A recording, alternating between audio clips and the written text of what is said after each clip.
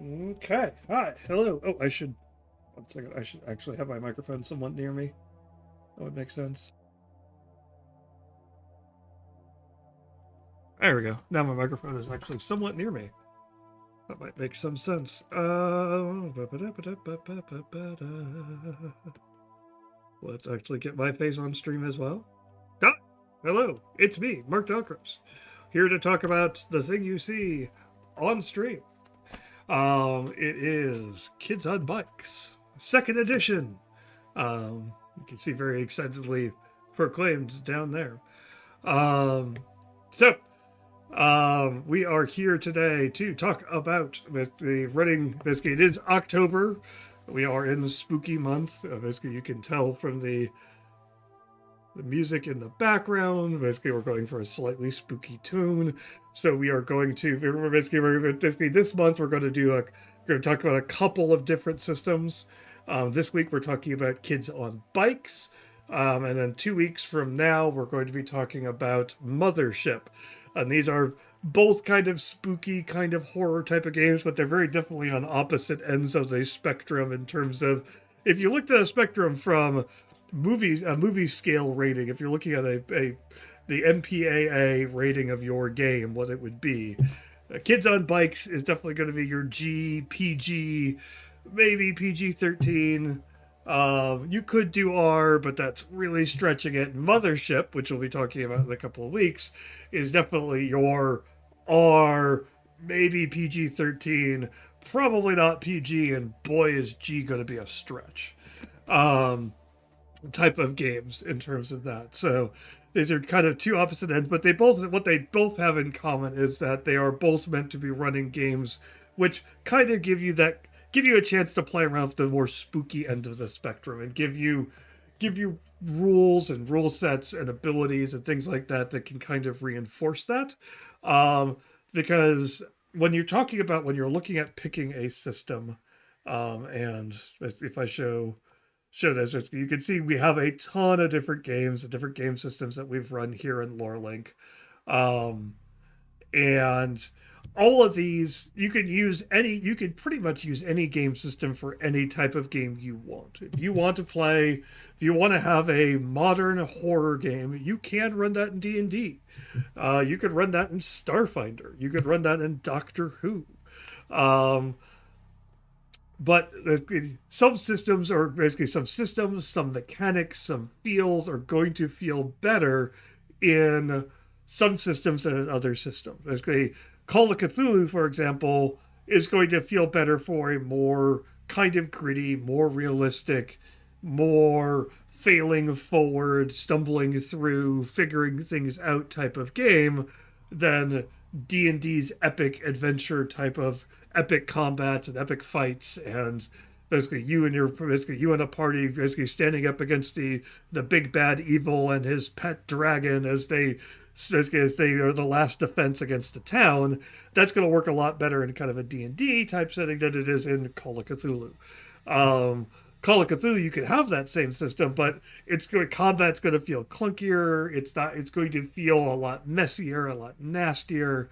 Things aren't going to work as well. And so when you're deciding what you're running, a lot of the time there's a couple of different decisions you need to make, and system is one of those important ones because you're like, hey, I'm trying to run this kind of feel, this kind of game, this kind of feel. Is there a system that can help reinforce that feel to my players as we're playing?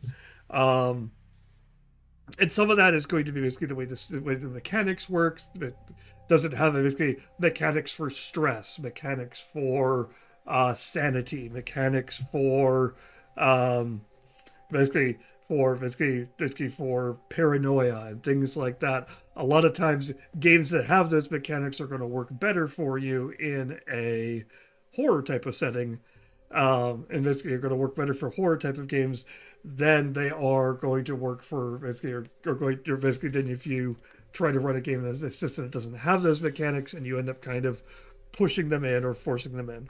And as always, as I like to say, plagiarism is fine. If you read Kids on Bikes, if you read Call of Cthulhu, you read Blades in the Dark, and you think there's a really cool system that's in there that you want to take just that system and put it into your game, you can. It's great. You're the one running the game at your table.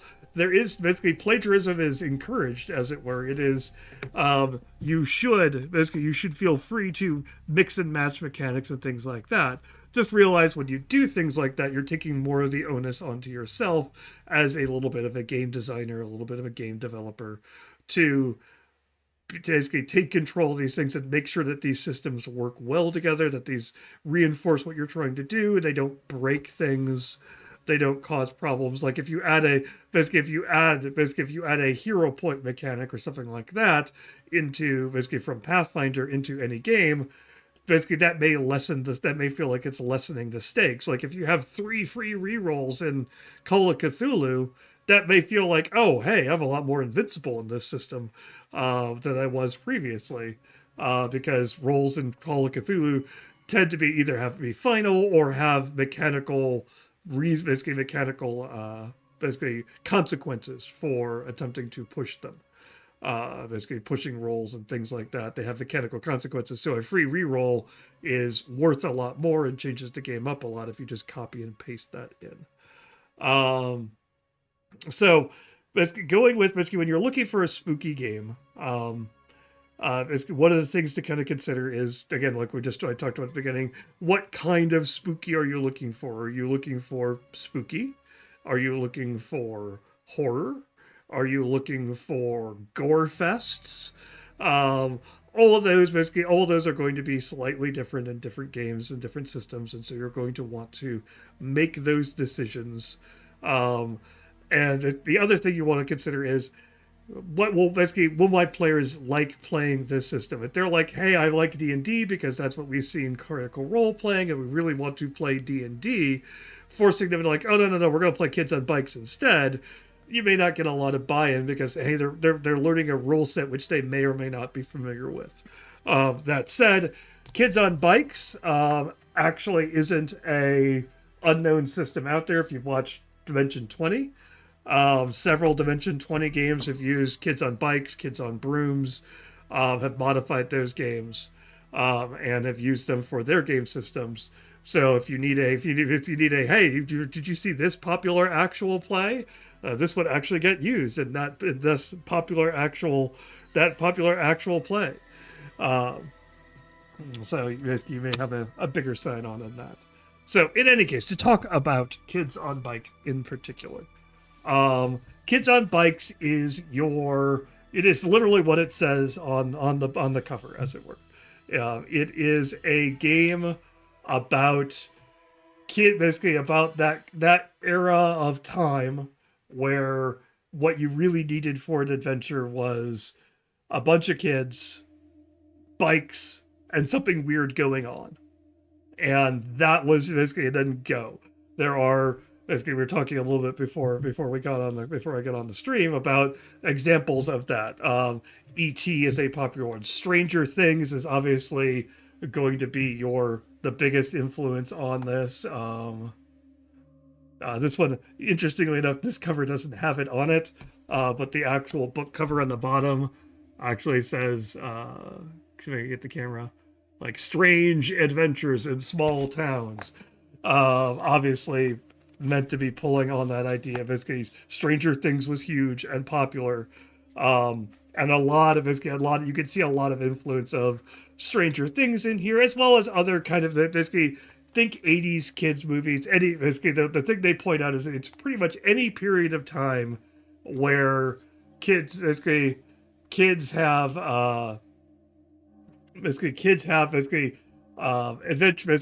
have bikes as their primary form of transportation, or have a vehicle as have a low powered, low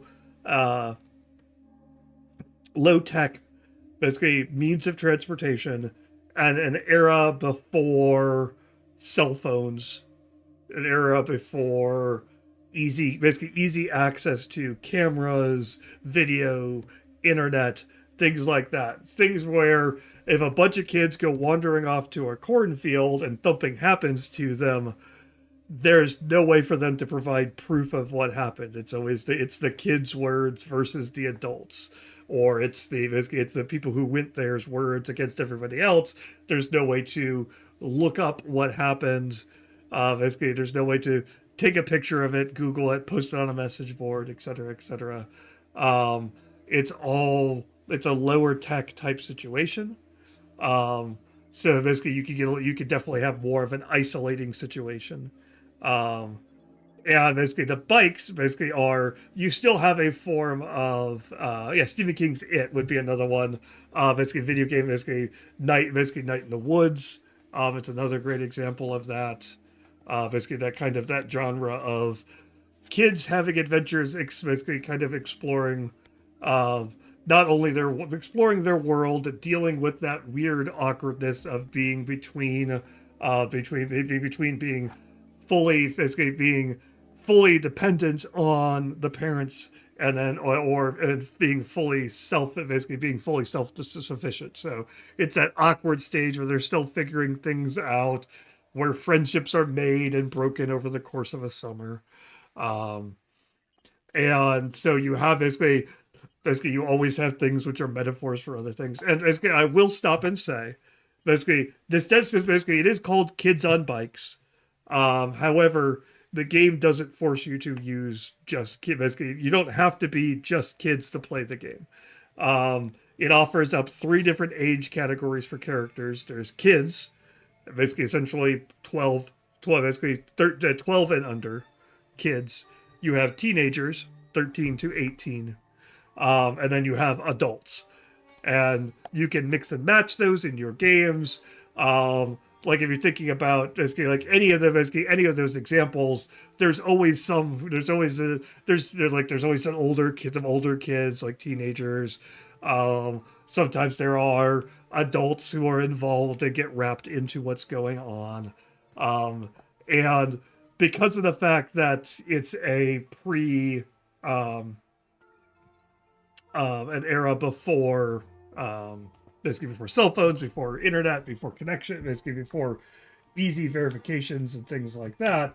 Basically, an adult can be just as mistrusted as anybody else can, and so especially if you're playing an adult who's a little bit of an outcast in town, someone who basically isn't you're likely to be playing someone who isn't a trusted figure in town. You're likely to be playing person who basically one of the examples they give is someone who's a single mom in town because their husband died early on, and so they're making do. Everybody in town knows them. There's a little bit of pity for them in terms of they've been suffering ever since their spouse died, but they've been raising that kid on their own, and so that's good. They've been doing it, but everybody knows them.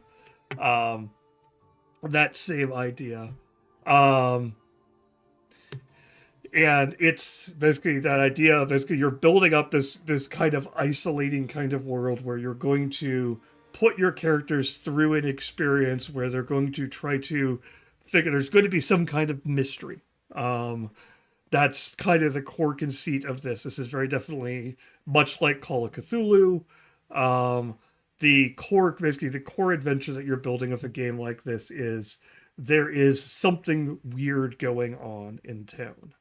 And that something weird could be something mundane. It could be basically evil developers have moved into town. You could Scooby Doo it. Evil developers have come into town and they're trying to scare people away. There's a military base that's set up which is doing strange experiments. It tends to lean a little bit more towards the supernatural side of things.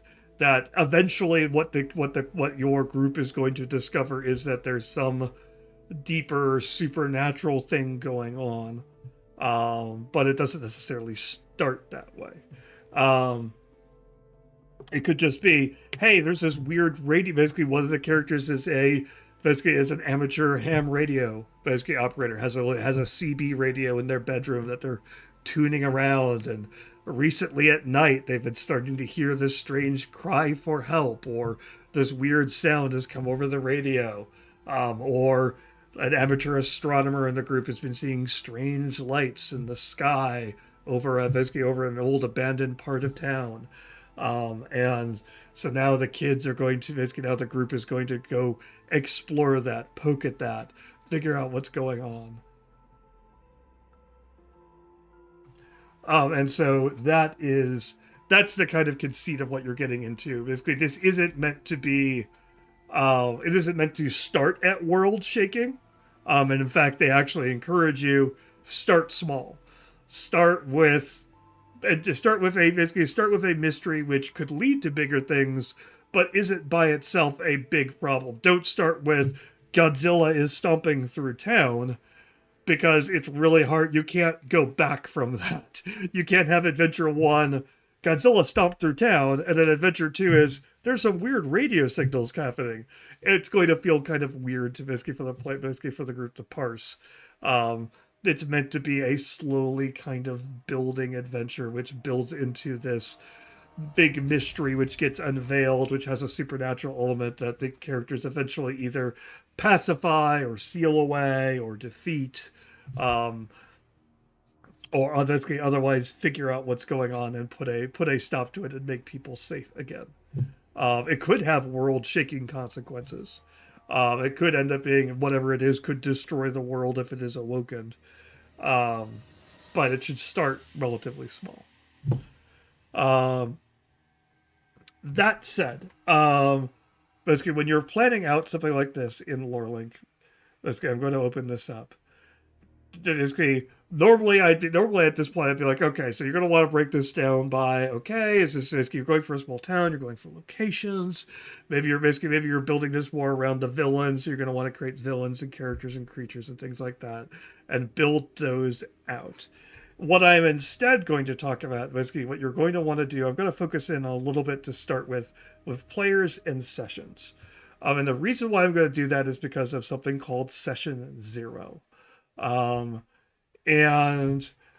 one of the big things with Kids on Bikes is that it is really designed to be your basically it is really meant for a lot of what goes into this book. It's not a thick book, and the system inside of it isn't enormously complicated. And in fact, it's really, really simple. And that's intentional, as this is really meant to be kind of a starter RPG. This is a really adventure. Basically, if you wanted to play, basically you wanted to pick something up to play with a group of teenagers who wanted to do that, or even a group of adults who are like, hey, let's throw together a one-shot type of thing for a Halloween party or something like that. Or you're just running a small group who really want to get into it, and you're doing a pickup group, and you're getting a group of friends maybe you've never role played with before, friends who've heard of this role playing thing, but don't necessarily haven't done it, and you're wanting to give them a good introduction to it, but you're wanting a safe introduction to it. Basically, this is especially important if you're playing with a group of people you don't know, if you're playing with a group of basically a group of diverse individuals, basically neurodivergent or otherwise basically ethically diverse or just background situations diverse.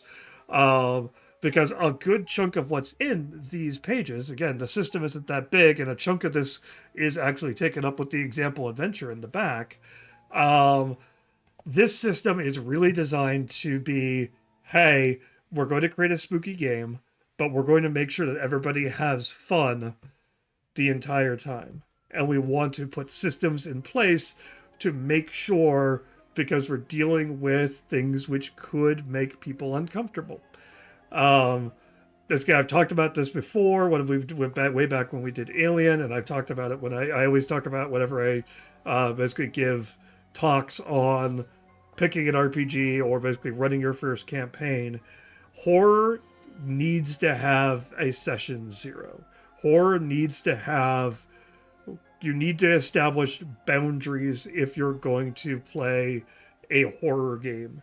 Because horror is one of those, basically horror or spooky or basically any of that, basically in that genre. Because Basically, a lot of basically defining what is epic and exciting and adventurous is relatively easy to do. Basically, there's not a lot of people who would disagree with. Basically, we're going to take a bunch of peoples, give some people swords, some people magic spells. We're going to put them on horseback and send them into the countryside of a kingdom that's in peril because there's a dragon ravaging the countryside, and they're going to go out there. They're going to rescue the townsfolk. They're going to save royalty, and everyone's going to be like, yeah, that sounds like a really cool, adventurous, epic adventure. You don't necessarily have to put a lot of guide rails around that. You don't have to stop and ask everybody what they think adventurous is, because that's a fairly common shared experience. On the other hand, what makes people afraid? You can ask a group of people that, and you'll get 5 different answers, and they will range from the idea. Basically, they can range from something which is truly deeply upsetting to, basically, I really basically like people going boo at me. Basically startles me, things like that. That frightens me, and they're like, that's what they think about when they think about being afraid. And so, what is that? Basically, and then it comes down to what is fun to be afraid of, and now you're narrowing that down even further into what is boo. Basically, what actually is what is, where is that line where you are scared but in a good way? Scared, basically you're startled, you're on edge, you're feeling tension. Where is that line for you? And now you've really kind of thrown it open, and you're going to have 20 different answers. Even if you ask 5 people, you may get 20 different answers, because basically one person might be like, well, in this case, this makes me feel basically if it's basically walking into a room, basically a guy walks into a room and he shuts the door, and when he shuts the door, there's the killer behind him with the knife. That's good tension and scariness and things like that. And he sees it in the mirror and he freaks out. That's awesome. But then it's there's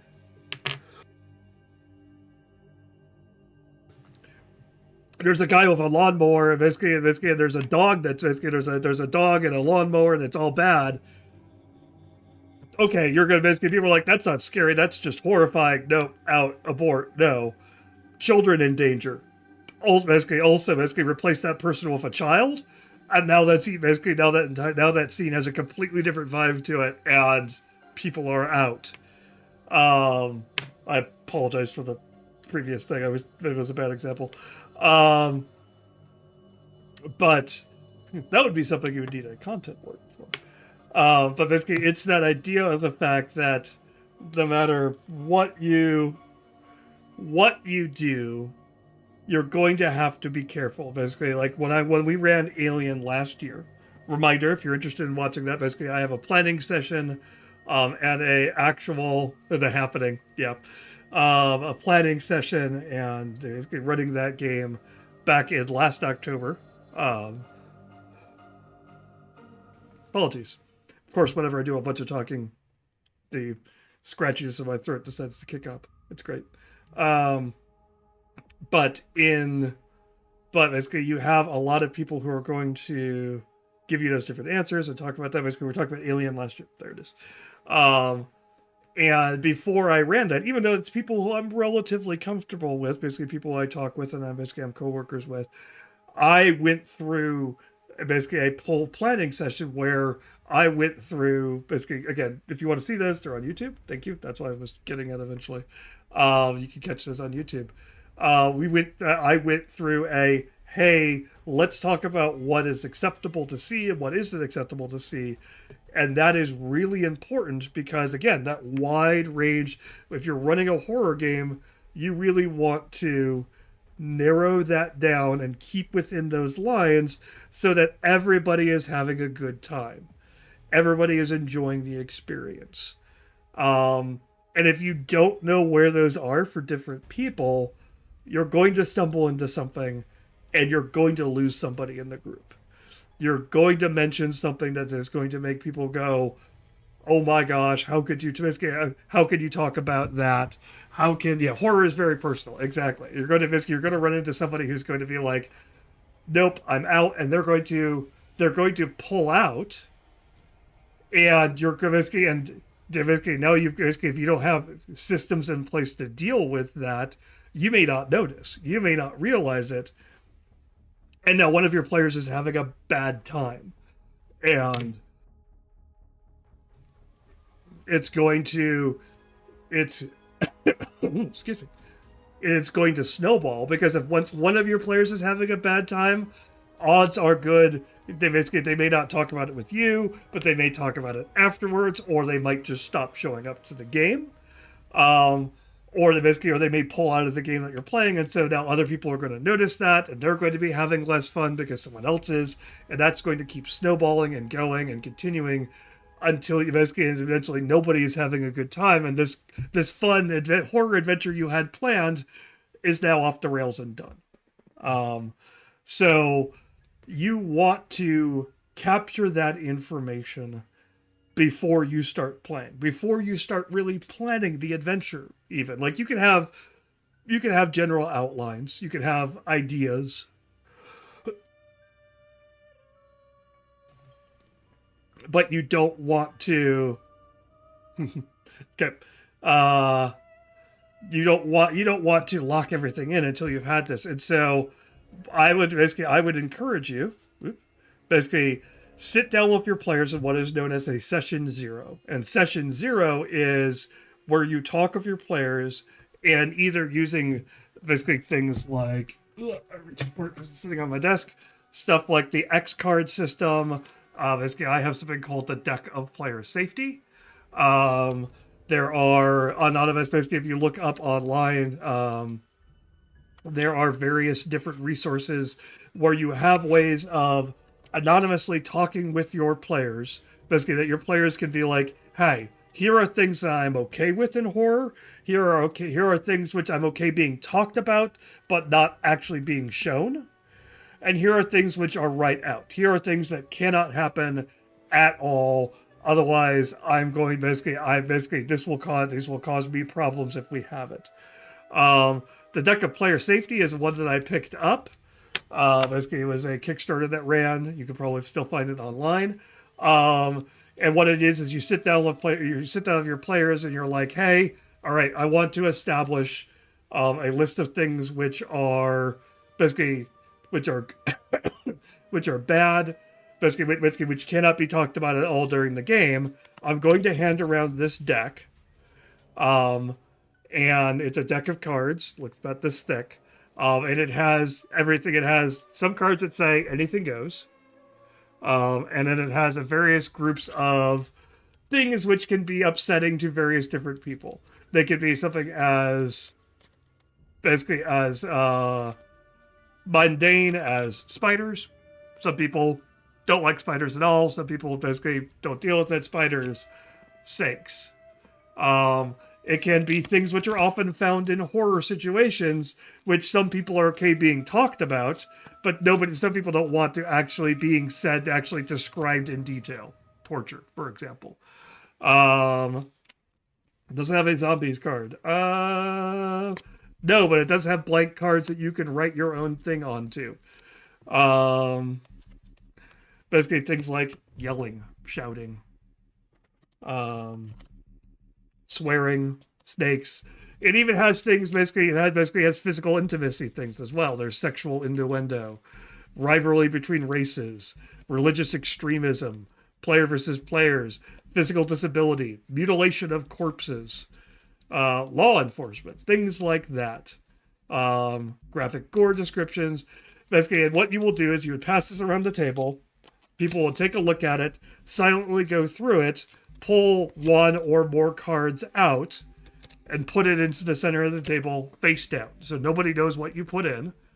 And basically one of the cards is anything goes. So just because you're putting a card in doesn't mean, oh, hey, they had something they were afraid of. Everybody should put something in. So nobody feels like the spotlight's being forced on them. blank cards. And so basically you talk about basically then you collect them as a GM at the end, and you look at them and you're like, okay, here are the things which people have said are no-goes in this game, and you can shuffle them up basically and things like that, and then spread them out and be like, okay, here are the things are no-goes in this game. Somebody doesn't want there to be flirting at all in this game. Okay, somebody doesn't want there to be snakes at all. Somebody doesn't want there to be torture.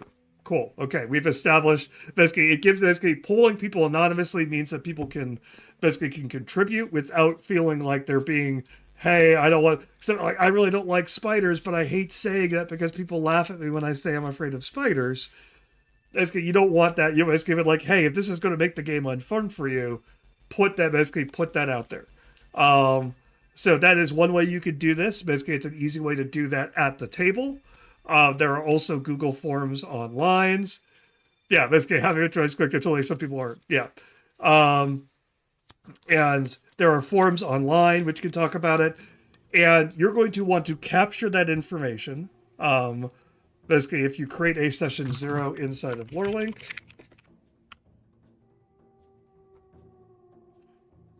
I would suggest recording that under basically adding a note to the session and recording those things right in there and being like, okay, this, and this are things that these are the things that people don't want happening. Basically, on camera, basically.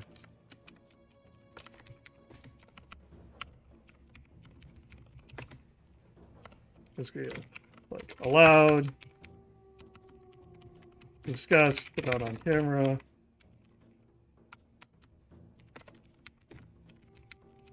Not allowed at all, or basically to be avoided. And basically you can just easily list all those things in there, and then you're going to basically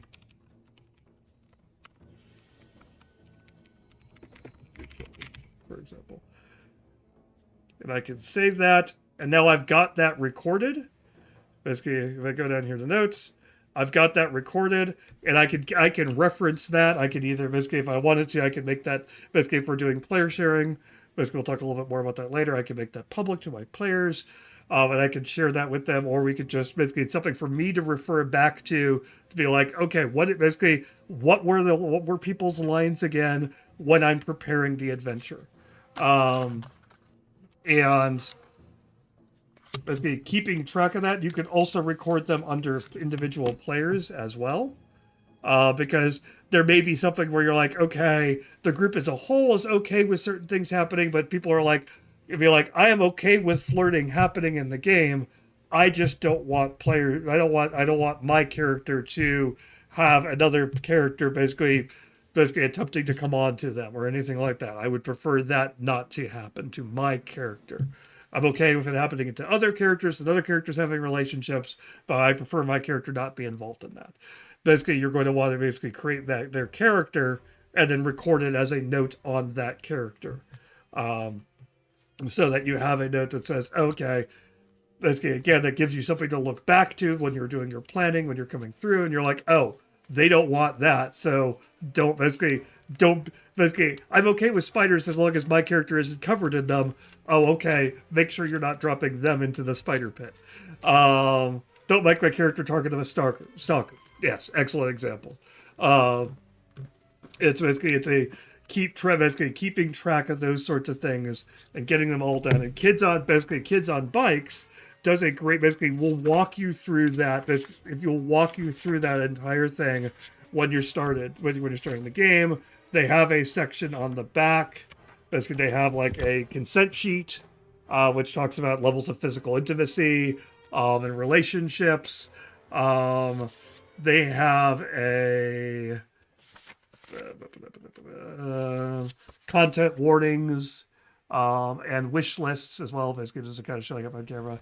Basically, wish lists with basically things like that. Basically, with care, content warning, detours.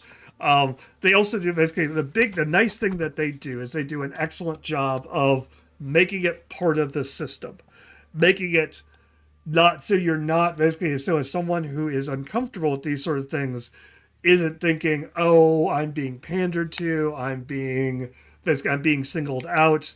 They do a great job of basically, you heard me use the word detour. They do a lot of their metaphors for things going on in this game are things which are basically inside the game, what makes sense in context. Like, for example, we've talked about before, when you're playing a horror game, even if you covered all of this, even if you've done all the care and things like that, you've checked those lists and things like that, it can turn out that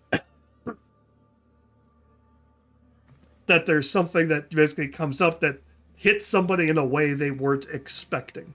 Um, maybe it's something they thought they'd overcome, and just the way you're describing it has set off something inside of them, or it's just something something they didn't think of that would hit them, or something new has happened in their life. And you want to be able to have people give you indication in the game that, hey, slow down. And a lot of game systems will go to a very simple system, which is, I think I have it right here. Sorry for hitting the mic. It's an X card. You put these down in front of everybody, and at any point, people can tap, raise, point to, gesture, somehow indicate this card, and the scene ends immediately. Move on. Don't ask why. You don't have to get into a big discussion. If the player wants to offer up a reason, they can. If they don't, that's fine. You don't need to dig into it. Just move on. That's what that system is there to indicate. And I've heard people basically talk back and forth like, oh, basically it's great, it's not great. Again, this is your game and your players, and you know how you're talking to them. But again, if it's a horror game, I would highly, highly recommend you have this in place. And Kids on Bikes puts it into the game and makes it as part of the system, so it makes that feel just a little bit less uncomfortable. Basically, that X card we just talked about is brake. Basically, you're pumping the brakes. You're stopping. It's all bike metaphors. Brake immediately stops play and calls for the scene to end. Backpedal, rewind the scene and go in a different direction. Meaning if like the group has been working on something and they're interrogating somebody and the questioning starts to move more towards, let's say, for example, the questioning starts to turn violent, or it ends up in a situation where basically you're being forced into something. You're like, oh, if I had known that this is the way that this was going to go, I wouldn't have gone down this path. Backpedal is let's rewind, pick a different path, continue on. Pedal harder is, on the other hand, hey, everything in this, basically, I'm loving the way this scene is going. I'm loving the direction that things are happening here. I want us to dig deeper into the scene and talk about it more. Just give me more information. Give me more on why your character feels this way. Give me more on what's going on, what's going through your character's head. Let's develop this. Let's take this as a chance to really kind of dig into what's going on here. I think we've got something good going on. Basically, that's pedal harder. And then there's coast, which is, hey, I am okay at the current level of where we're at, but I don't think we should go any deeper. I don't basically, as long as we keep talking about this topic at this level, I'm good. But if we go deeper into this, I might have to break. And so that's what that is. Then there's check pressure, which is ask about content that you may worry may push things too far. Like, hey guys, let me do a quick pressure check here. How are we feeling about what's going on here? How are we basically give your players a chance, because some people basically, even if you give them the opportunity, unless asked directly, they don't really want to. They don't want to feel like, oh, everyone's having a good time, I don't want to speak up. Hey, check pressure as hey, we're entering into a situation I know might be, or I'm sensing something might be off. Let's do a quick pressure check and see what's going on. And then everybody in around, you want to get good positive affirmations from everybody. Beware of the person who goes, it's okay, I guess, I suppose. We can keep going. Everybody else wants to keep going, we keep going. Okay, something might be going on wrong there. let's dig into it and make sure everybody's having fun. Everyone's like, yeah, cool, awesome, great, cool, keep going. And then rest stop is just, hey guys, I need to take a break. That could be for I need to go hit the head, or it could be things have gotten really intense and I don't want to kill this scene. I don't want to kill this direction. It's been good and great. We just finished that scene. But I need to take 5 minutes and just go walk away from the table, get a drink, and then come back, and then I'll be good to keep going. That was really intense. Let's do that. And those are great times for you to check in with people, maybe talk with somebody individually, maybe be like, hey, are you feeling all right? Is things good? Are we doing okay? Again, so you're not having to call them out at the table. Because again, GMing is a weirdly it's a weirdly trust-filled, basically you're building a relationship with these people at the table. They are allowing you to come, basically it's a story that you're telling with them, that it is harder. Basically, a book, basically you don't like a book, you don't like the direction it's going, you close the book, you walk away. It's harder to do that at a game table, and it's also more personal because you have, basically if you're getting really into the game, the character that you're creating, basically you've developed an attachment to, and the things that happen to the character may affect you in a deeper way than just, oh, I'm reading about these things happening to someone else in a book. Now it's happening to someone who I have control over. So basically they have a lot of, basically, so that session zero, basically I really do like that about this book, is it gives you, basically it has all of these things built into the book, built into the system, and using terminology that is inherent to the system to make everybody, basically make people feel comfortable about what they are doing, about what they're playing, and about what's going on, and make sure that they feel like, hey, I'm having fun. I have a sense of control here. This isn't this. I have chosen. I have basically. It's the idea of, basically roller coasters have ups and downs, and you don't have control of the roller coaster. You basically, but there's a big difference between I have waited in line for this roller coaster ride. I've got really excited. I want to do it. I have sat down into the cart. I have put the safety harness on. I have willingly sat here, basically when the ride takes off, and now I've given up the control to have the ups and downs and things like that, as opposed to if someone kidnaps you and dumps you onto a roller coaster, and basically you have no idea what's going on. You don't know why. Basically, you don't know what the ups and downs. Basically, there is a complete difference. Basically, you have voluntarily given up some control because you know what the experiences you're about to have are, and you feel like you will enjoy them. And you want to make sure that people have that, basically, or people are having that experience with your, basically with your game, as opposed to the, hey, I feel like this person's just dragging me through their own personal terror, basically, haunted house, and they're just having their fun, and I'm not having fun. Because basically no one wants to play that game. No one wants to keep playing that game. People are basically, even the people who would be normally enjoying it, if someone else at the table is being miserable, you're not going to have fun with it. And so I really do appreciate that this system has that.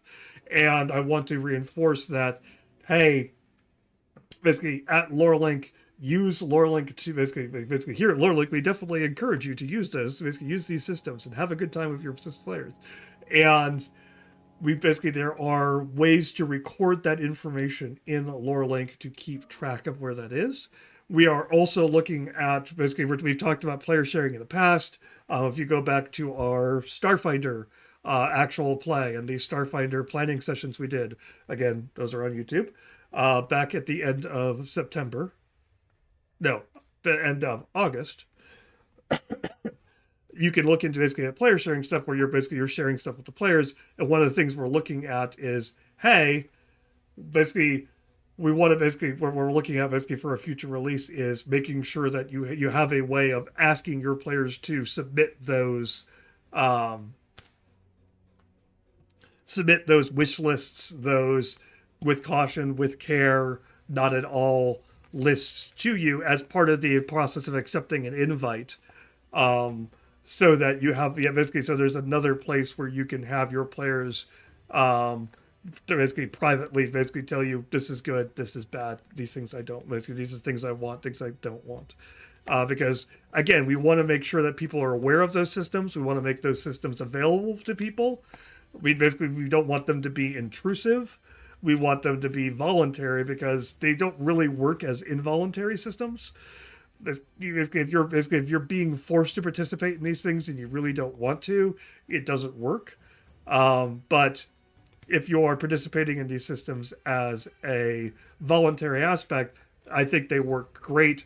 They can help they can help build that trust relationship between the GM and the players so that it becomes second nature, that the players feel comfortable talking, basically revealing themselves, putting themselves into the characters because they know that you as a GM are going to basically are taking it seriously, that you're going to trust them, that you're going to give them that you're going to give them that horror experience that they feel that they signed up for,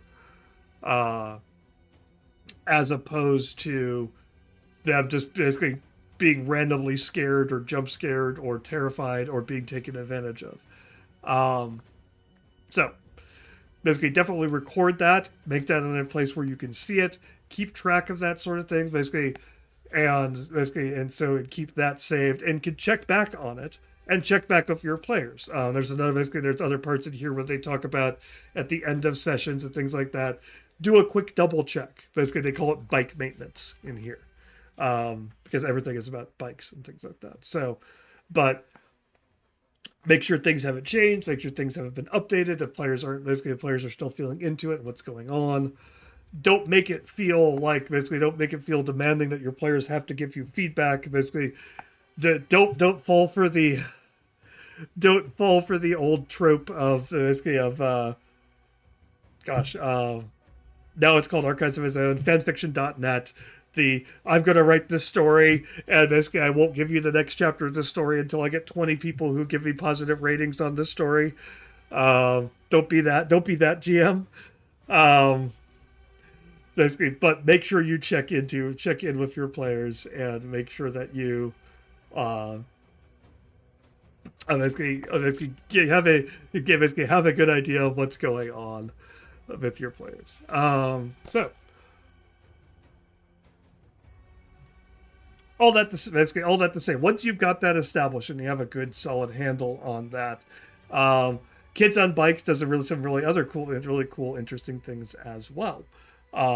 World creation, much like much like Fate, much like Dresden Files, which is another game system I really like. They do something else in Session 0, which gives you stuff that you're going to want to record in LoreLink, which is group world building, and how that works in how that works in Kids on Bikes is that you are basically, when you start off, you're kind of building this town. Basically, the idea for Kids on Bikes is it always takes place in a small town, where everybody kind of knows everybody, where you can bike, where basically kids feel safe biking. Basically, your parents will let you basically be like, just be back when the street lights come back on, or even later than that. The idea that basically where your kids, you might bike from your house to the grocery store, to the video rental store. You might be out riding your bikes all day, basically up until night. And because basically, they know the fact that if you got injured on the road, that neighbor Vandy over there would knows who your parents are, and so if you got injured or something like that, they would be able to pick you up and pack you up and make sure you got home safe and things like that. And you went to the grocery store. Your parents know basically that the owner of the store would let them know what you got or something like that.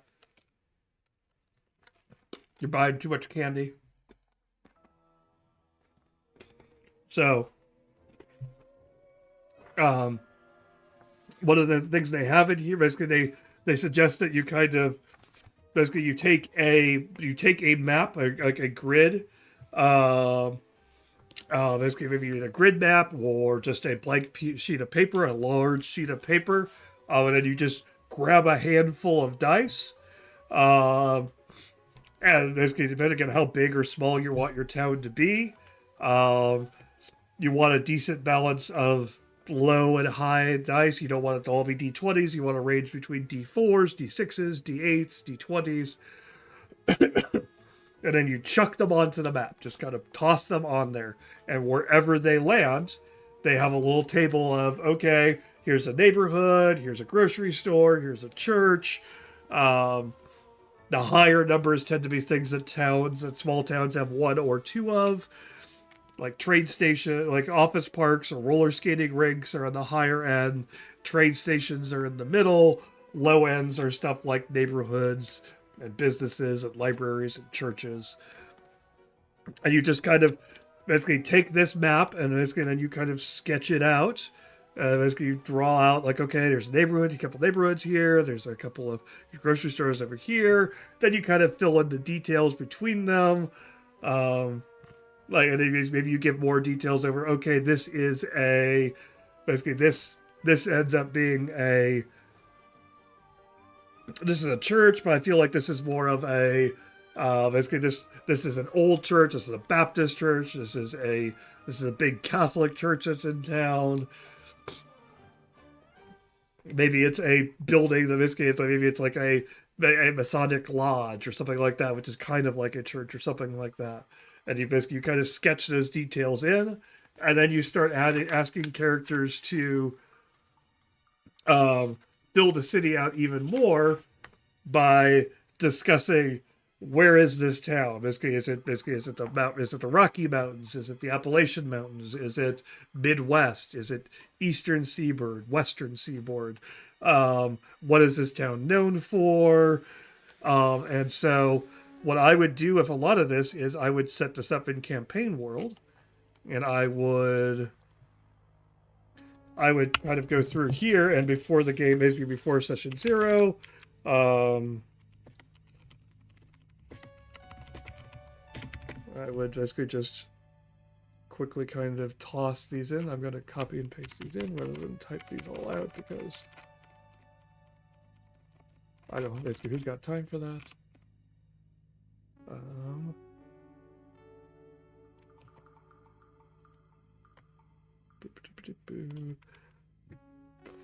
Let me grab my handy dandy line break tool.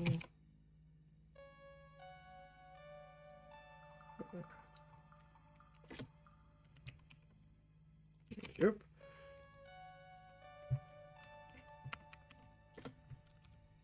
Our adventure takes place in things like that.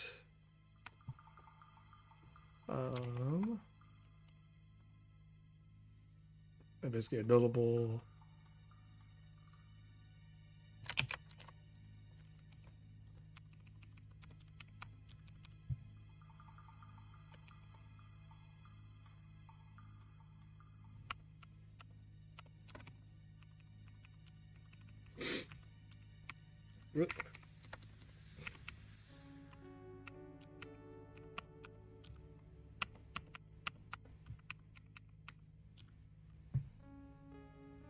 and so I would add these under basically using the campaign world. I would track all these things, and then when we talk about them in game, I would simply do a quick write-up on them basically and take care of, hey, these are the things basically players basically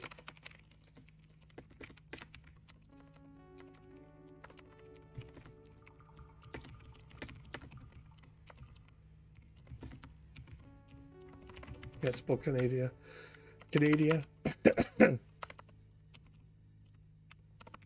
There we go. Let's see, something like that. And basically you're filling out that information. Basically, I would change the name of campaign world to whatever the name of your town is.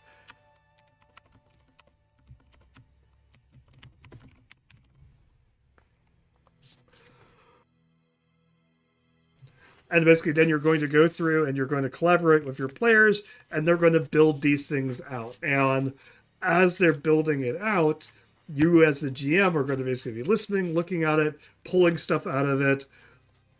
Like if they're like, oh, hey, basically, our town is famous for the logging industry, that shut down after an accident, after they discovered something, after they, et cetera, et cetera. Our town is infamous for basically things like that, basically small things like that, which be tiny, mysterious things. The military base that's just outside of town.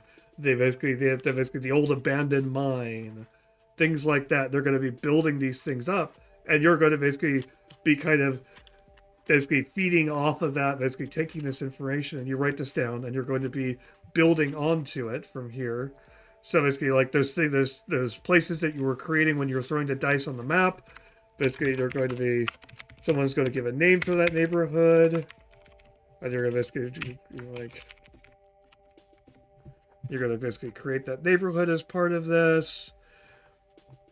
And maybe you keep these in description. Maybe you move some of them into child description so that you basically, wherever you are in town, you know that what the school mascot is, in case you want to remember that for this when you're basically naming a business, or if you're naming this, basically talking about the school, things like that, local landmarks, things like that. Keeping track of all of that, and basically, because if you put that into child description, that means that when I go into the Small Oak neighborhood, when I'm looking at it in game, I can be reminded of, oh yeah, this is in northern Maine. Okay, right. So it's likely they're going to have snow removal services and things like that. And basically the streets will be built with that in mind. And basically we're going to be make sure that this basically has snow, basically make sure that these things are set up for that, basically that kind of, those kind of circumstances and things like that. Sidewalks, walking to school, things like that. That way, basically, those notes from the parents will help you keep track of all that while you're building this out and you're exploring it, and you're capturing all this information, and having a laptop or a tablet or even your phone in front of you during this session 0. Basically, capturing this information will be key for when you come back to it later, or when a question comes up during gameplay and you need to do something on the fly. Basically, if you need to come up with you need to figure out where the evil mastermind is holed up in an abandoned, basically the monster is holed up in an old house in an old neighborhood, basically on the outskirts of town. You've got a bunch of neighborhoods you created during creation here that you can pull out, and you've already got some of the work and some of the detail done for you, and your players know about it. There's a location for it on the map. They've already done some associating with it. They created it. And so now you're linking it in. And not only do you, get that little bit of, hey, that's something I made. That's the name I contributed. That's the thing. I'm part of this because I contributed it. I talked about it. You also, basically, you get to keep going as a GM, and you're not stopping and going, hang on, let me Google something random.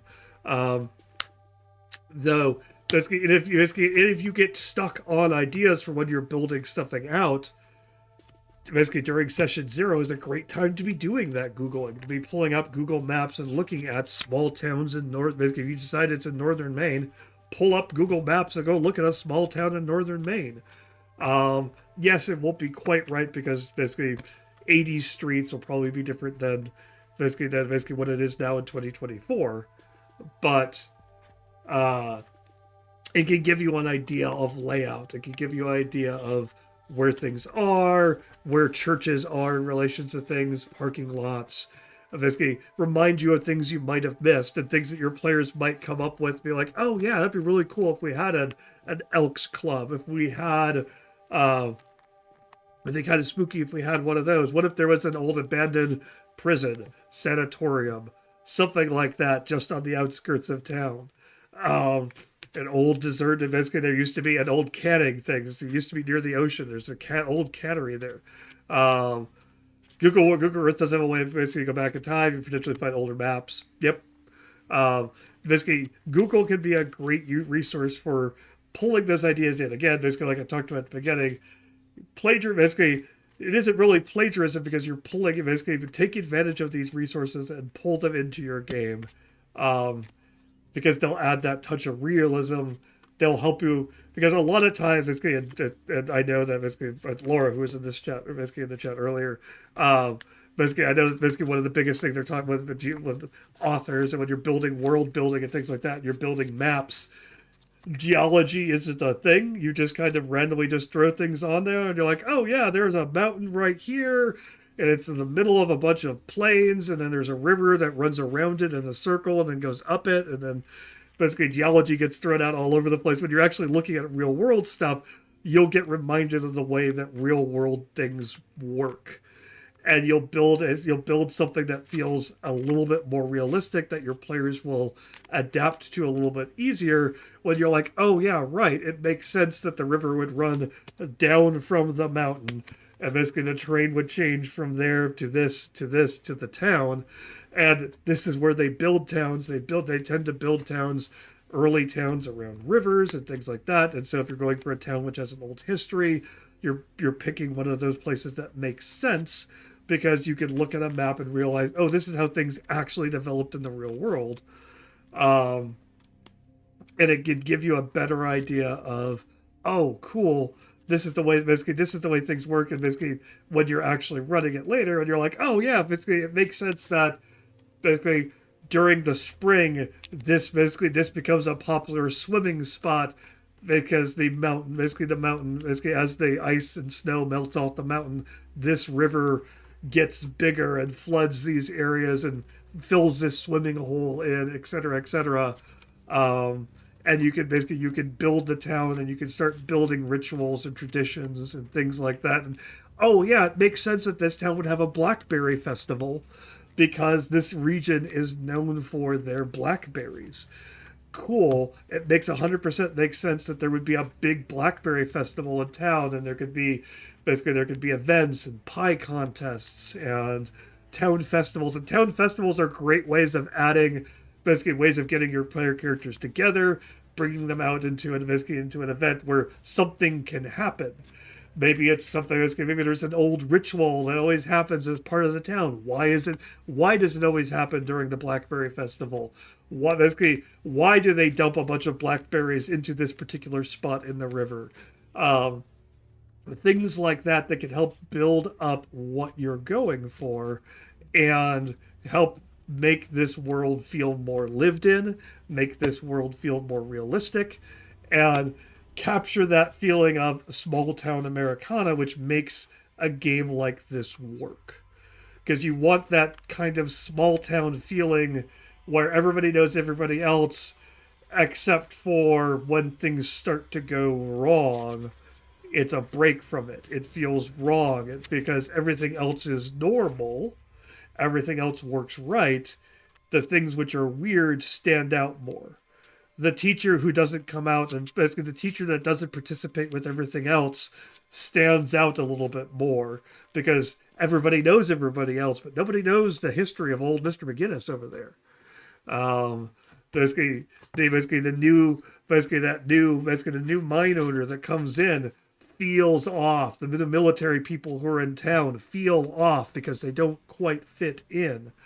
And so because of that, you can help ramp up that tension without doing as much. You don't have to describe the military troops moving through town as spooky or scary or basically feeling off because it'll feel wrong in a small one sheriff town if suddenly a bunch of people are going through towns in uniforms with guns that nobody quite knows who they are or what they're doing because you've built up this small town feel. Because that starts with building out the location and doing it cooperatively in the way that Kids on Bikes sets it up for you helps reinforce that with that players because your players have established this. Your players have built this. And changes you're making to it will stand out to them because they built it. They know, hey, that's not right. That's not where that goes. That's not what happens with that. That's not basically it doesn't get dark here then. Basically, these things don't happen. Cool. Now you've built up, basically you're starting to build up that tension and that things like that, which help work for setting up a spooky type situation. Again, basically a lot of basically this does a good job of it, because we talked about that building up to things. Basically, again, if you start with Godzilla or a big monster crashing through town, everybody can see the monster. Everybody knows the monster's a problem. If the monster's less scary because it's just there.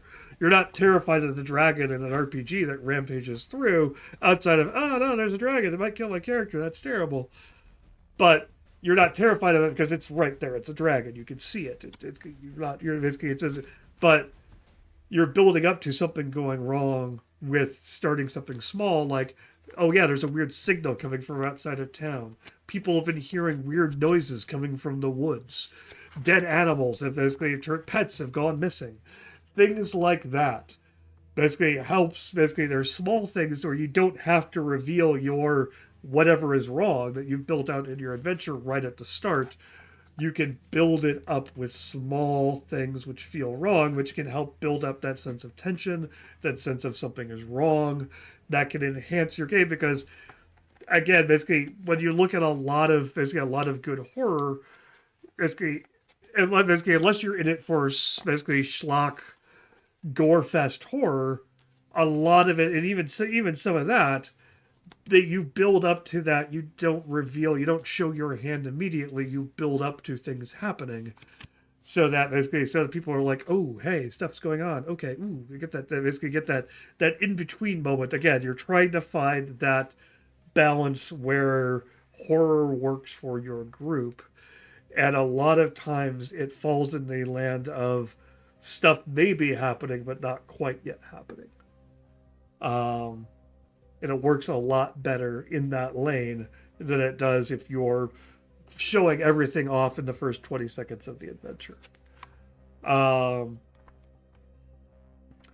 Lastly, basically, so they do a lot of great things with basically you're building your relationships up. Basically, there's a cooperative aspect in building characters. You're establishing one character goes first, talks about their character, then the next person goes and describes their character, and then builds into a relationship with the previous character.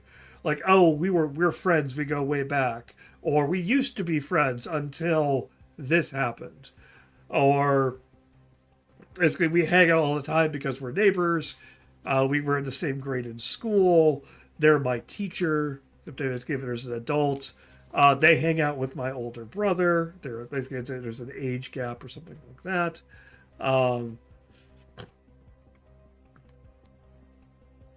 A lot of that basically you build. You basically you again they're doing a lot of let's build up these relationships because again they're going for a much smaller feel for this adventure for this game than basically that's a key for building this out when you're building it out basically but even when you're building it out in lore link, make sure you're not making it too broad. Make sure you're not adding a ton of characters, a ton of basically 6 million locations, 6 million characters, 6 million creatures, a bunch of villains, things like that, a bunch of stuff going on. Keep the scope narrow. Basically, when you're looking at your lists and things like that in lore link, basically if you're starting to get multiple pages upon pages upon pages, realize, okay, maybe I need to trim this back a bit. Because again, you want things to be focused in basically on a kids on bike type game. You don't want basically the stakes can end up being broad and huge and basically in world changing, but you want it to be world changing because if it gets out from here, bad things happen. But the stakes for you as characters are it's going to wreck our town. It's going to hurt our families. It's going to destroy my house. They've kidnapped my friend. And you want to keep those stakes personal. You want to keep those stakes focused. Because that is what will basically, because you're building these relationships in this town and things like that. And if you start to escape those boundaries, it becomes less personal for the players. Becomes less interesting for them. They have less commitment to what's going on. And so again, basically you build out the collaborative character creations, you're building those relationships. You've got cool things like bonded actions, which you'll want to make note under players. Oops, sorry for hitting the mic. You want to make note under players. You'll be like, hey, basically this player and this player. So if I create, basically one of the examples they give is you have two characters who are like Billy and Reggie.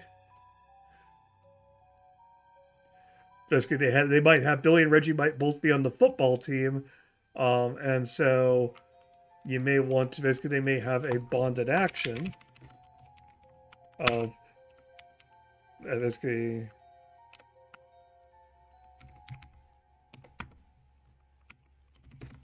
Billy and Reggie. Basically on the defensive line, on the football team, and so basically have the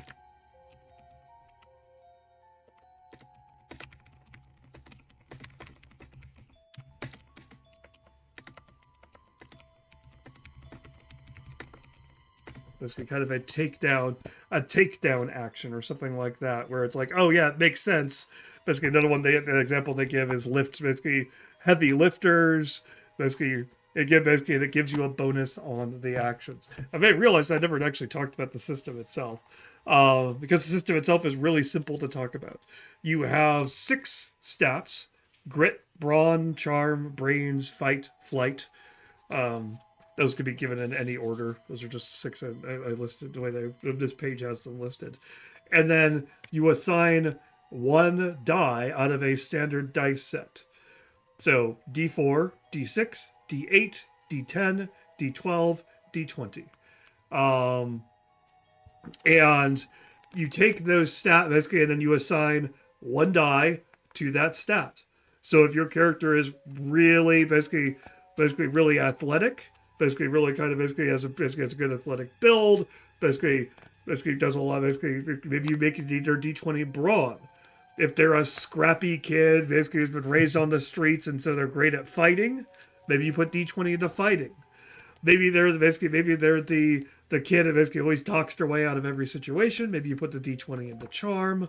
And then they usually suggest, okay, you pick the D20 and you pick the D4 when you're building it. Basically, if you're building it out by yourself. They also have they have tropes in the back, which give you sets of stats set up.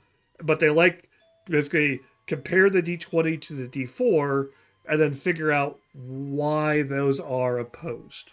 Like, for example, the Adventurous Scout trope they have has a D20 in brains, but a D4 in flight. And so you sit there and you think, okay, do they have a high brains because as a kid they really couldn't run? They can't really get away from situations, and so they've always talked their way out of things. Or do they not have the ability to run because do they never feel like they're in danger because they're kind of a sheltered, basically a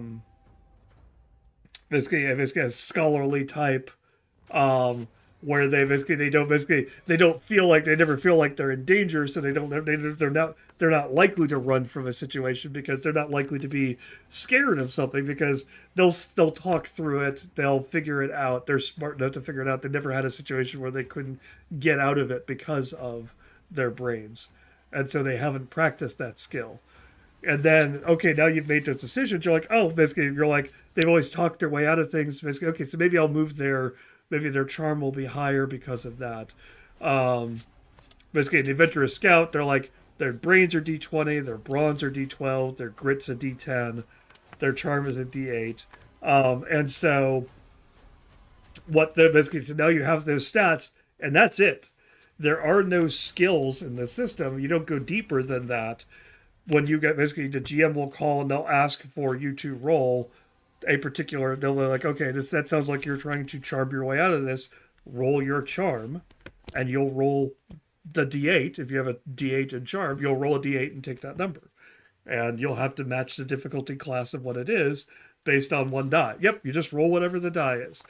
Now basically you do have strengths and flaws, which can give you bonuses, and things like that.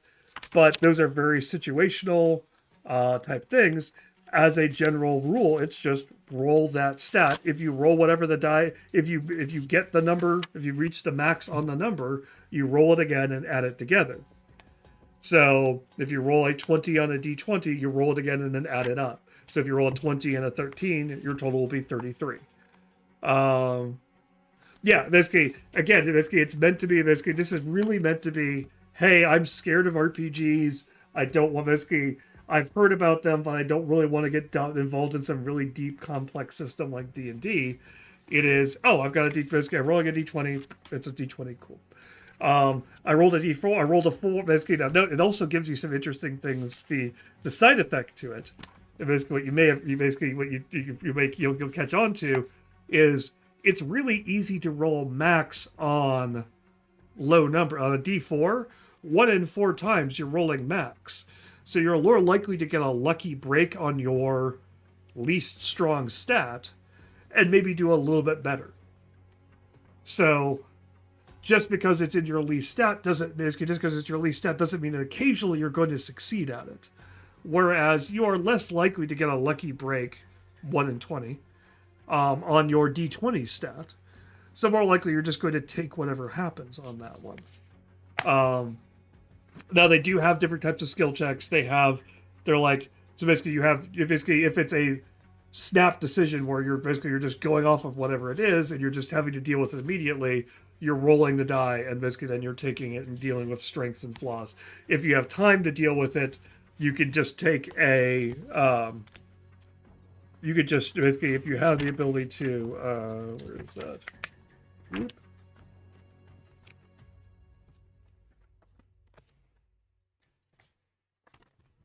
I had it and now I lost it. There's lucky breaks. Planned actions, basically, you could just take, basically,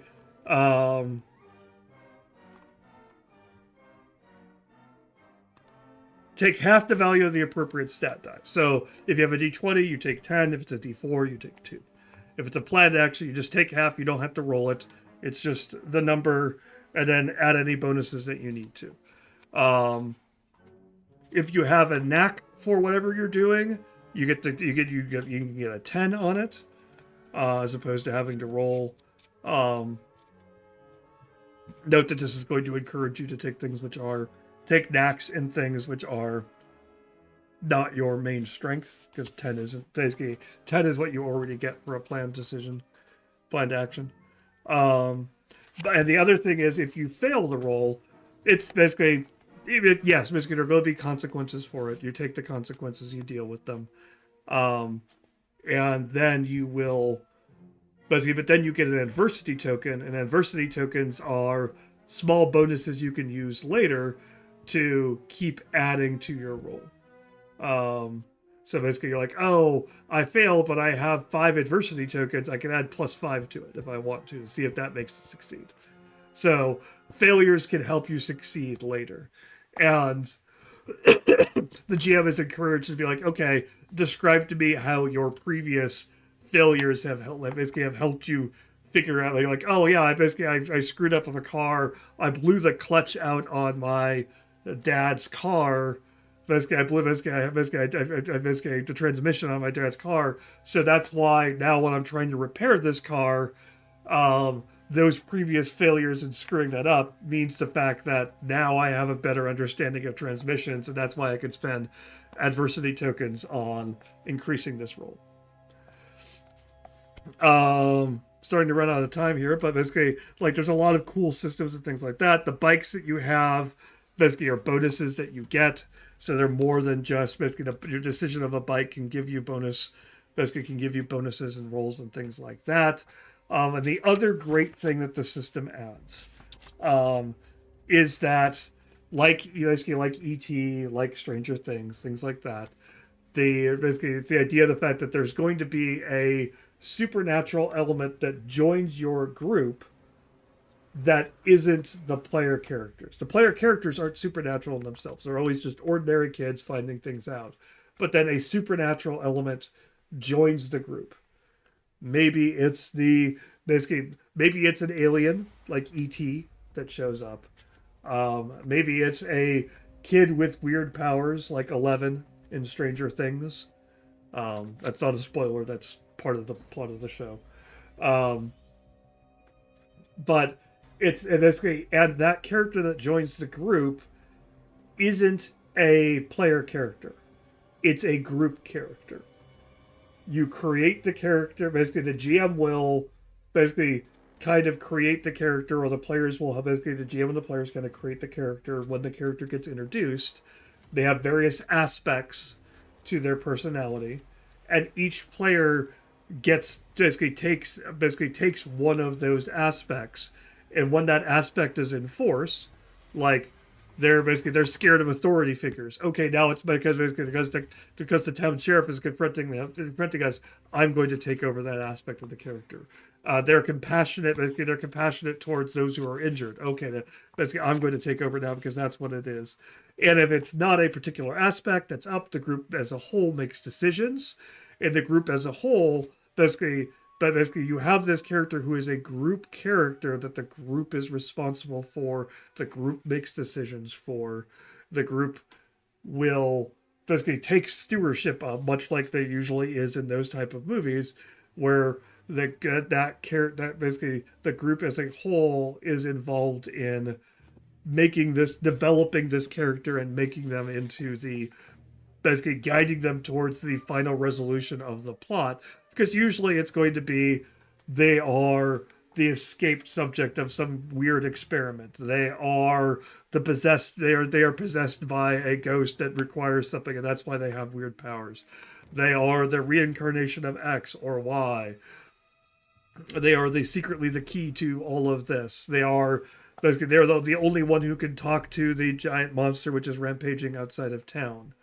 Um, and your group will build a friendship with this character and steward them, guide them as a group to the end of the story, to their conclusion, and essentially, depending on how the GM wants it to end and how the players want it to end, will basically put them basically kind of say goodbye to them, let them reach their final conclusion, and then kind of describe how that affects their characters, as basically they say goodbye to this friend that they've built along the way.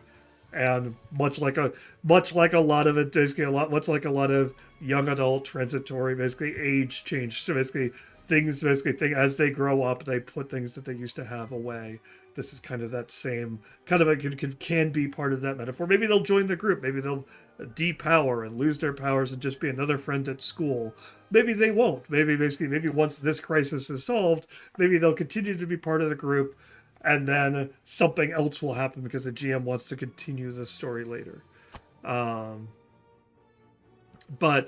I love the idea of the fact that there is a group character, a group NPC that is part of the group that the players are basically keeping track of.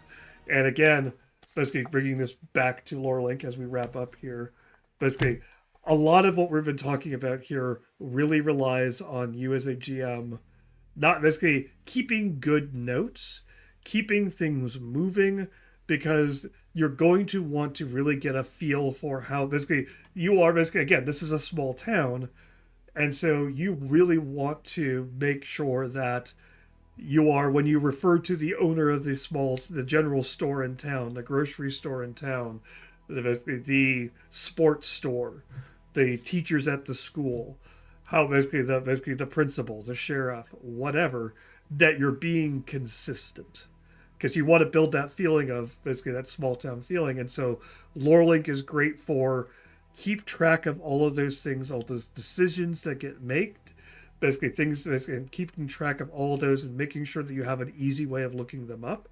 The player sharing feature that we're adding is a great way of making sure your players have an easy way of keeping track of, oh yeah, that's right, that's the high school. Basically, we're the basically, I want to know what my football player, basically before he charges into battle, right, it's the Go Bulldogs. Basically, San Dimas High rules. And basically you're keeping track of all of those notes, all of those, basically all of those, basically you keep them moving, keep them going, and sharing them with the players, so everybody's getting that same feeling of being sucked into this little world you've created. And the other thing you're wanting to keep track of is basically when you're talking to the players at the end, you're going to get the feeling for things that are going well, things which they're more interested in. They'll be like, oh, hey, I want to see more of this. I want to see more of that. Make sure you keep track of that. Make sure you keep basically you reference back, you talk with them about those things. Because if you don't, basically, and I have screwed up on this in the past and currently, um, basically you can some team is high. Yeah, basically you can keep track of it. You can help players. Basically, people will feel less attached. People will feel less engaged. So you want to keep doing that as a GM to make sure that you've got that access to that. And that's what LoreLink is here for. LoreLink is here to help you manage that without becoming buried by it, because that can become overwhelming. That could be, you're like, oh, I've got 6 notebooks, I've got Google Sheets, I've got a Google Map, I've got this picture and that picture and this thing, and I have to keep track of all of it. And then whenever I have to look it up, I have to quickly flip through these things, and I feel like every time we play a game, I have to do a book report, and I need to go back through and read through all of the notes to make sure I'm not missing something, because I don't have time to stop and look through it during the game. LoreLink basically is here to help take that burden off of you, because again, basically you're building this thing. It's supposed to be fun and adaptive, and basically for your players, it's also supposed to be fun for you. As the basically, you are supposed to get something out of this as well, as a game master, as the basically lore master, whatever the name is. You basically make sure you're getting stuff out of it. Make sure it's not a drag on you, because much like what I talked about before, where hey, if a player is starting to pull out of the game, it's going to drag everything else down. That goes triply, 10 times as much as if you as the GM aren't enjoying it. If you as the GM are getting dragged down, that's going to really drag down the campaign as a whole, and nobody's going to be having fun. Take a break, resort, figure things out, get organized, have fun, have a good time. Because if you're not having fun, nobody is going to be having fun. All right, so basically we're just about out of time, so I will go ahead and go into my wrap up here. So basically, if you've been curious at all about LoreLink, about the system I've been showing off here on the side, LoreLink is available for free at the world tier, meaning you can get 1 or 2 campaigns and create 1 or 2 campaigns and start making notes and start looking at things and figuring out how you want to organize things, things like that. All of that is available for free if you go to our website, that link that just appeared in chat. You check that out. You can sign up for an account, look around, poke at things. There are some features which are reserved for paid tiers. Our map hotspotting, our templating, our and player sharing stuff are all going to be basically participating in a game is free at the world tier, but actually inviting people to your game is at a paid tier above that. So all of those are basically, you can check that out right now via that link.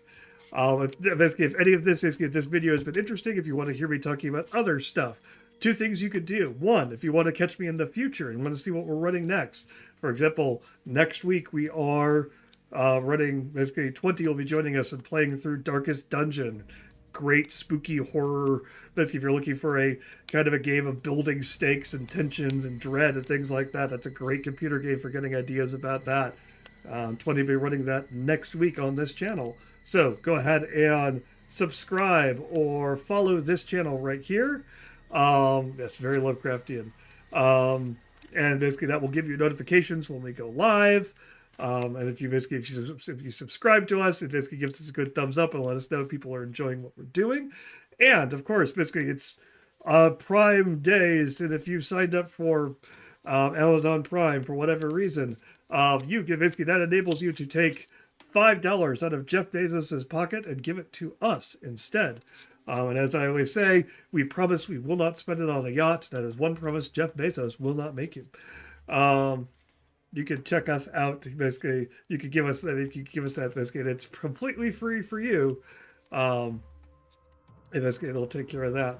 If you want to catch previous videos, if you want to basically see things which I've talked about in the past, whether it's the Alien game we ran last year or that Starfighter game where we do player sharing, 2 ways to do that. 1, you can just go to our YouTube page. Our YouTube page has all of those videos going back in time. They're kind of organized in playlists by planning sessions or video game sessions or actual play sessions. You can look through those. If you want a more organized version of it, our website has a systems page, which if you're like, hey, if they run Alien, have they run Blades in the Dark, basically you can check them out on that system page and they'll show you, basically give you a quick rundown of any videos that we have on that system. You can be like, oh, hey, yeah, they've run Blades in the Dark. Here's some of their planning sessions and here's an actual play session that they ran with it, all using LoreLink so you can see it in action for that system. If you want to keep up to, and if you're over on YouTube, obviously, please go ahead and subscribe. Ring that link, basically ring that bell, as they say, to be notified when videos go up on that thing. You can basically, that gives us it helps us with the algorithm, and everything is always about the algorithm, reaching new people. We love to reach new people because hey, that's how we find out about cool ideas and new features and new ideas and new game systems and things like that. So we love being able to reach out to other people as we're building out this system with LoreLink. Other ways of reaching new people, we do have social media feeds. If you're interested in talking with other people about, hey, what about this GMing challenge, or what have you done? Have you ever, how did this, have you ever dealt with this? Check out our social media feeds: Blue Sky, Facebook, and Instagram. We're starting conversations there about various topics and things like that. So you can check us out there. That's also where you'll get updates if something goes, basically there's a interruption on a stream, or we've got an extra bonus stream or something like that, or charity events or other cool things that we've found around the web. Basically the Blue Skies pages and basically Blue Sky and Facebook pages are great places to find out more information about that. If you're like, hey, I'm avoiding social media, I'd just rather you just kind of give me a summarized version of everything that's going on, perfect. Newsletter is what you want. Give us your email once a month, maybe twice if we have something really exciting. We send out an email that basically the once a month email just summarizes all the cool stuff that we've done in the past month, the cool stuff that we're planning to do, interesting new features we have in LoreLink, and other things like that, all delivered directly to your inbox. You don't have to deal with social media. Life is better for everybody. So that is available for signing up on our website as well. That's on that Get Started page as well. And again, basically, if you joined Kids on Bikes, basically that link we've had in that chat, you can check that out there as well. And all of that, basically, and again, basically the stream schedule, basically we had posted up earlier, but next week we'll be doing 20 will be on the stream running Darkest Dungeon. 2 weeks from now, I'll be talking about the opposite end of the spectrum, where this is very much kids, basically kids, teenagers having exciting adventures at relatively low stakes.